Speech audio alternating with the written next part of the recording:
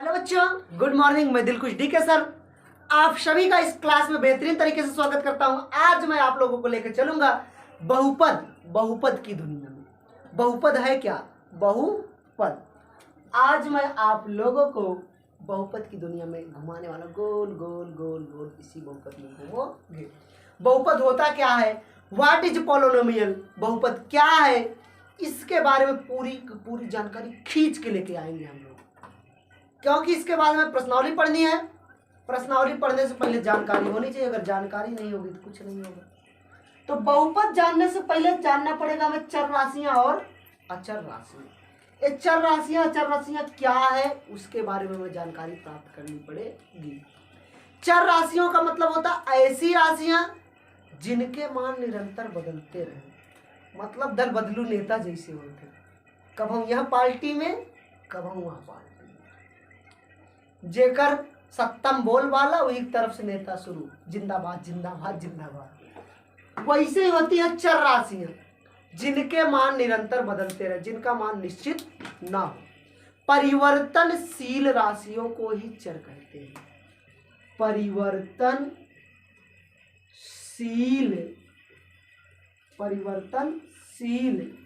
राशियों को चर कहते हैं।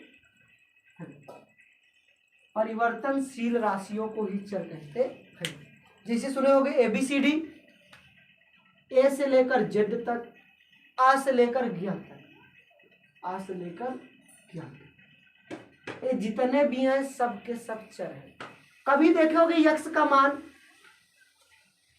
1 दिखता है, कहीं तो कहीं नारायण 1 दिखेगा, कि कहीं कहीं दिख जाता है यक्ष बराबर 0, कहीं कहीं खत्म तो माइनस में चला जाता है। लो और किया कहीं कहीं एकदम खुश तो 80 20 50 कुछ भी हो जाता है। क्या यक्ष का मान निश्चित है? नहीं, यक्ष का मान निश्चित नहीं है। तो वही राशियां चर राशियां होती है जो परिवर्तनशील होती, change the law of nature, जो समय के साथ रुख बदलती रहे, जो परिवर्तन करती रहे, उन्हीं राशियों को चर राशियां कहते हैं। परिवर्तनशील राशियों को चर कहते हैं। परिवर्तनशील राशियों को चर कहते हैं। चर का मतलब A to Z। उसके बाद अचर। अचर का मतलब होता है वे राशियां जिनके मान निश्चित हो, जिनके मान बदले ना। वे राशियां जिनके मान निश्चित हो, वे राशियां जिनके मान निश्चित हो, उन्हें अचर कहते हैं। उन्हें अचर, कांस्टेंट वैल्यू, फिक्स। निश्चित मतलब फिक्स। जैसे अब 1 है, क्या 1 को 10 लिख सकते हो? अगर 1 है तो 1 ही रहेगा। जैसे में गिनती A to Z, A से लेकर 100 मतलब जितना भी हो, इनफाइनाइट, 1 से लेकर चाहे जितना, माइनस में भी। जैसे अगर 5 है तो क्या 5 को 4 लिख सकते हो? कभी नहीं। अगर 5 है तो 5 ही रहेगा, 6 है तो 6 ही रहेगा, ये बदलेगा नहीं। अब यक्ष है, यक्ष का मान कुछ भी हो सकता है, उच्चर है। यही हमारे चर और अचर होते हैं। अब हमारा जो बहुपद बनता है, बहुपद वो चरों से ही मिलकर बनता है। अब बहुपद की जो डिफिनेशन होती है, वे चर राशियां जिनकी घात पूर्ण संख्या हो। इससे पहले हम पढ़े थे वास्तविक संख्या, तो उसमें संख्या के बारे में अगर नहीं जानते हो तो वहां जाके देख लेना। वे राशियां जिनकी घात पूर्ण संख्या हो। बहुपद का मतलब होता है वे चर राशियां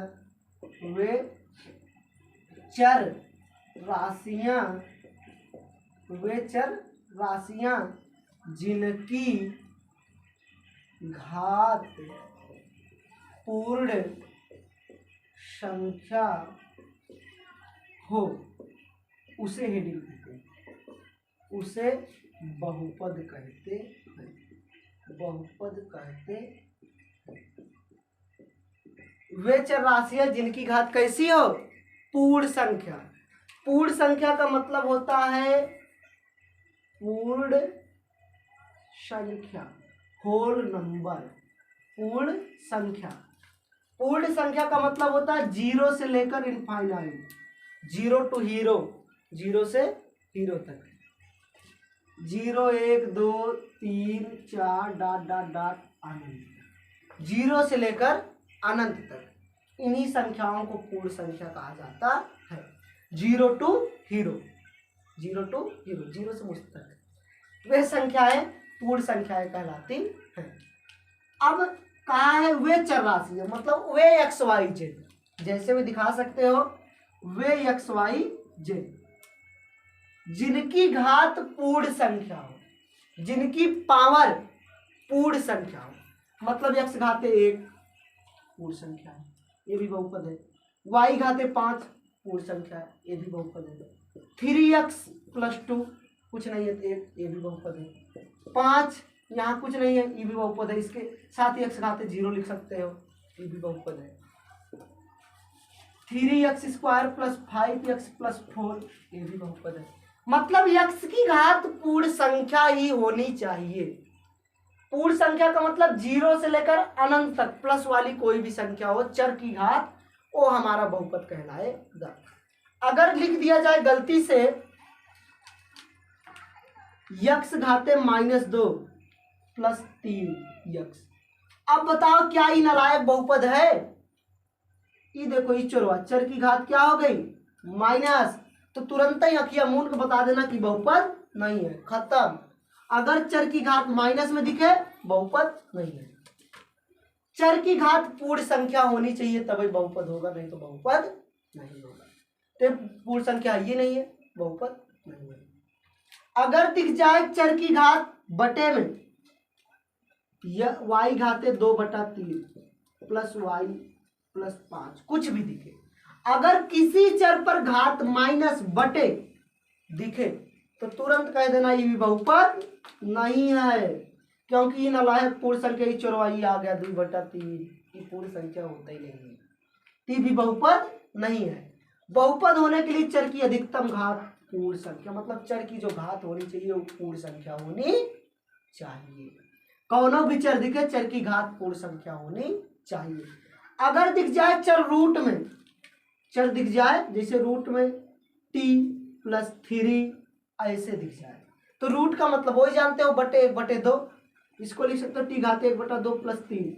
अगर चर दिखे रूट में तब भी बहुपद नहीं है, खत्म, टाटा बाय बाय, ये भी बहुपद नहीं है।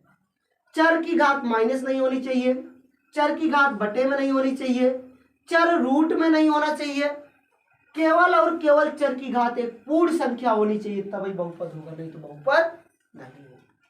यह दिख जाए चर जैसे x/5 + 2/x, अगर x बटे में दिख जाए तब भी बहुपद नहीं है। अगर चर बटे में दिख जाए तब भी बहुपद नहीं है, क्योंकि इस नालायक को जब ऊपर ले जाओगे, कुछ नहीं घात 1 प्लस है, ऊपर जाएगा तो 2 × x घाते -1। अगर घात माइनस में हुई तो क्या बहुपद होगा? नहीं होगा। तो बहुपद का मतलब मैं समझ रहा हूं कि आप लोग पूरी तरीके से समझ गए होंगे। बहुपद, बहू के पद, देखते हो जब बहू नई नई दुल्हन आती है घर में तो वहाँ एक लोटा रखा रहता मस्त चावल से भरा हुआ, लात से लोटे को मार के अंदर आती है। लेकिन जब वही कुछ समय दिन पर दिन बीतता जाता है, 2-4 साल, ज्यादा से ज्यादा 2-4 क्या मान के चलो 5 वर्षों में, वही लोटा वही बहू लात से मारती बाहर निकल जाता है। इस तरीके से मारेगी, जो लोटों के मार के अंदर आई थी उसी लोटों को बाहर निकाल देती है। वैसे बहुपद में चर है, मतलब जो बदलता रहेगा।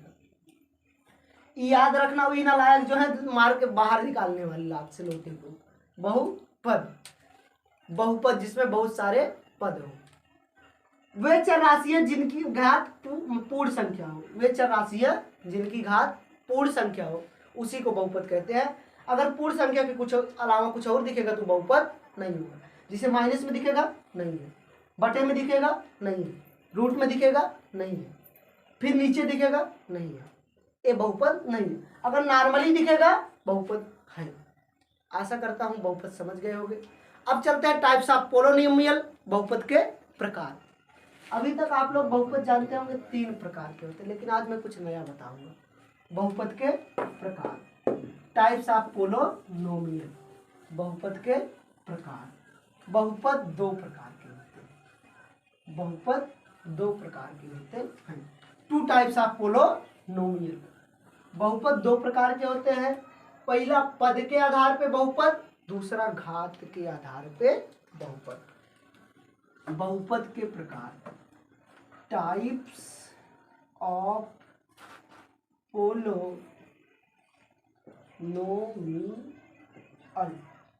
टाइप्स ऑफ पोलिनोमियल, बहुपद के प्रकार। बहुपद के प्रकार, बहुपद दो प्रकार के होते हैं। बहुपद दो प्रकार के होते हैं। Two types of polynomial. बहुपद दो प्रकार के होते हैं। पहला होता है पद के आधार पे बहुपद। पदों के आधार पर बहुपद। पदों के आधार पर बहुपद। पहला है पदों के आधार पर बहुपद। पदों के आधार पर बहुपद। बहुपद दो प्रकार के होते हैं। पहला पदों के आधार पर बहुपद। अब इसके बारे में जान लेते तो फिर आगे चलते हैं। ऐसा बहुपद जिसका निर्धारण, मतलब बहुपद रहे, चर की घात पूर्ण संख्या रहे, ऐसा बहुपद जिसका निर्धारण पदों के द्वारा होता है उसी को हम कहते हैं पद के आधार पे बहुपद। ऐसा बहुपद जिसका निर्धारण पदों के द्वारा होता है उसी को हम कहते हैं पद के आधार पे बहुपद। इसके आधार पे बहुपद तीन प्रकार के होते हैं। तीन प्रकार के होते हैं इसके आधार पे। पहला जो होता है एक पदी बहुपद। एक पदी बहुपद। दूसरा द्विपदी बहुपद। तीसरा त्रिपदी बहुपद। एक पदी बहुपद, द्विपदी बहुपद, त्रिपदी बहुपद। ये पद के आधार पे बहुपद है।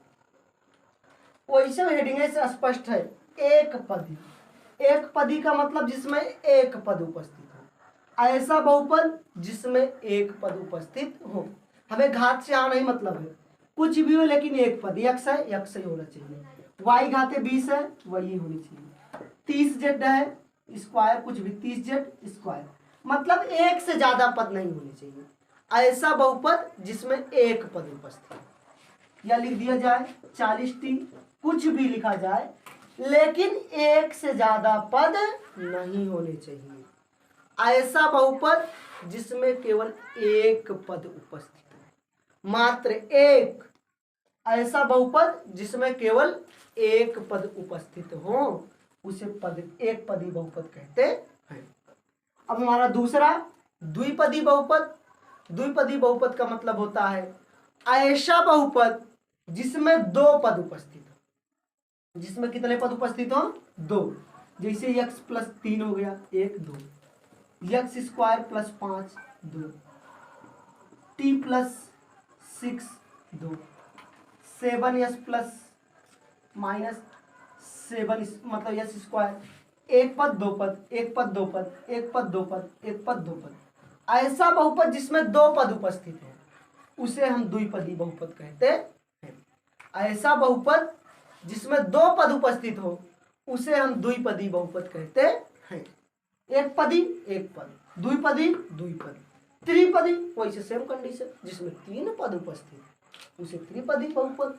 ऐसा बहुपद जिसमें तीन पद उपस्थित हो, x square plus 5x plus 7, या x cube plus 4 plus 3x, ऐसे कुछ भी लेकिन 1 2 3 पदों की संख्या कितनी होनी चाहिए?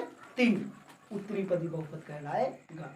एक पदी पदों की संख्या 1, द्विपदी पदों की संख्या 2, त्रिपदी पदों की संख्या 3।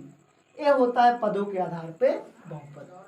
पदों के आधार पे बहुपद जो होते हैं वो तीन प्रकार के, एक पदी बहुपद, द्विपदी बहुपद, त्रिपदी बहुपद। एक पदी बहुपद मतलब जिसमें एक पद उपस्थित हो, एक पदी बहुपद। जिसमें दो पद उपस्थित हो, दो पदी बहुपद। जिसमें तीन पद उपस्थित हो उसे त्रिपदी बहुपद कहते हैं। ये हमारा है पदों के आधार पे बहुपद। पहला बहुपद दो प्रकार के थे, जिसमें से पदों के आधार बहुपद हो गया। अब हम समझते हैं घातों के आधार पे बहुपद। दूसरा वाला जो है घात के आधार पे बहुपद। घात के आधार पे बहुपद। घात के आधार पे बहुपद क्या होते हैं? घात वैसे समझ में आ रही होगी, ऐसे बहुपद जिनका निर्धारण घातों के द्वारा होता है। दूसरा जो हमारा है घात के आधार पे बहुपद। घात के आधार पर बहुपद।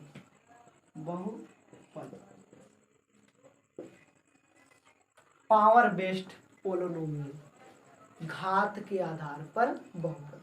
घात के आधार पर भी बहुपद तीन प्रकार के होते हैं। तीन प्रकार के होते हैं। इसके आधार पर भी बहुपद कितने प्रकार के होते हैं? तीन प्रकार के। घात के आधार पर भी बहुपद कितने प्रकार के होते हैं? तीन प्रकार के होते हैं। अब जो घात के आधार पे बहुपद है, इसमें हम जो बहुपद का निर्धारण करेंगे, ऐसा बहुपद जिसका निर्धारण घातों के द्वारा, मतलब पावर के द्वारा, चर की घात कितनी है, इसके द्वारा हम जिसका निर्धारण करें उसे हम घात के आधार पर बहुपद कहते हैं। ऐसा बहुपद जिसका निर्धारण घातों के द्वारा हो, किसके द्वारा? घातों के द्वारा, उसी को हम घात के आधार पर बहुपद कहते हैं। ऐसा बहुपद जिसका निर्धारण घातों के द्वारा हो, उसे हम घात के आधार पर बहुपद कहते हैं। उसे हम घात के आधार पर बहुपद कहते हैं। ये तीन प्रकार के होते हैं। नंबर एक रैखिक बहुपद। रैखिक बहुपद। रैखिक बहुपद। रैखिक बहुपद। दूसरा द्विघात बहुपद, जो तुमको पढ़ना बहुत इंपॉर्टेंट है। द्विघात बहुपद, यही ज्यादातर देखने को मिलेगा, द्विघात बहुपद। तीसरा त्रिघात बहुपद, जो कक्षा 9 में मिला था, त्रिघात बहुपद। रैखिक बहुपद, द्विघात बहुपद, त्रिघात बहुपद। अब ये रैखिक बहुपद क्या होता है? ये रैखिक बहुपद क्या है? रैखिक का मतलब single single single single single, जो अकेले हो। ऐसा बहुपद जिसमें चर की अधिकतम घात एक हो। ऐसा बहुपद जिसमें चर की अधिकतम घात एक हो, उसे हम रैखिक बहुपद कहते हैं। ऐसा बहुपद जिसमें चर की अधिकतम घात कितनी हो? एक। पद कितने भी हो, जैसे x+3, एक पद हो, दो पद हो, कितने भी पद हो, लेकिन चर की अधिकतम घात एक। एक के सिवाय कुछ नहीं होनी। रैखिक बहुपद मतलब जिसमें चर की अधिकतम घात एक, x+3। देखो इसमें चर की अधिकतम घात कितनी है? एक। हमें पद से मतलब नहीं है, घात कितनी होनी चाहिए? केवल एक। रैखिक का मतलब यही है जिसमें चर की अधिकतम घात एक हो। जिसे y अकेले, 5t अकेले, मतलब चर की अधिकतम घात एक। एक से अधिक नहीं होनी चाहिए, कम से कम 0 हो सकती, लेकिन एक से ज्यादा ना। ऐसा बहुपद जिसमें चर की अधिकतम घात एक हो, उसी को हम रैखिक बहुपद कहते हैं। दूसरा हमारा द्विघात, इंपॉर्टेंट, सबसे इंपॉर्टेंट, द्विघात बहुपद। ऐसा बहुपद जिसमें चर की अधिकतम घात दुई। चर की अधिकतम घात कितनी हो? 2 हो। ऐसा बहुपद जिसमें चर की अधिकतम घात 2 हो, उसे हम द्विघात बहुपद कहते हैं। जैसे x² + 5x+6। ज्यादा देखना, तुम्हें कम वाली घात नहीं देखनी, नहीं तो कहा भाई एक बात है। एक कम वाले से मतलब नहीं, अधिकतम, अधिक से अधिक, ज्यादा से ज्यादा, बेहतर से बेहतर की तलाश कीजिए। मिल जाए नदी तो समंदर की तलाश कीजिए। तो वैसे अधिक से अधिक, अधिकतम घात कितनी है?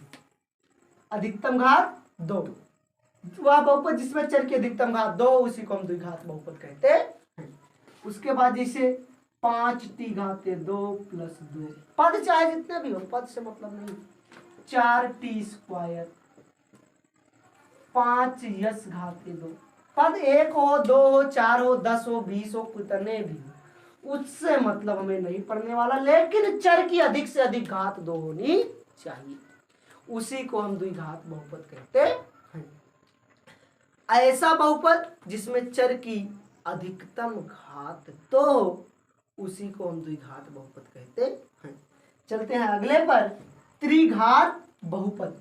त्रिघात बहुपद, त्रि है तो बेचारा 3 होगा, और क्या होगा इससे ज्यादा। ऐसा बहुपद जिसमें चर की अधिकतम घात 3 हो, ऐसा बहुपद जिसमें चर की अधिक से अधिक घात 3 हो, उसे हम त्रिघात बहुपद कहते हैं। ऐसा बहुपद जिसमें ज्यादा से ज्यादा बहुपद की जो चर आए, चर की अधिकतम घात 3, जिसे y³ + 2, पद एक रहे कोनो दिक्कत नहीं है, लेकिन अधिकतम घात कितनी 3, जिसे x³ + 5x² + 7x + 4।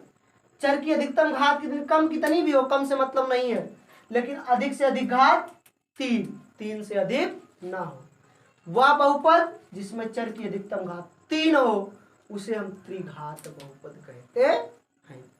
उसे हम कौन सा बहुपद कहते हैं, त्रिघात बहुपद कहते हैं। यही है हमारा पूरा बहुपद का परिचय, इतना ही है इंट्रोडक्शन, आप फॉलो नहीं।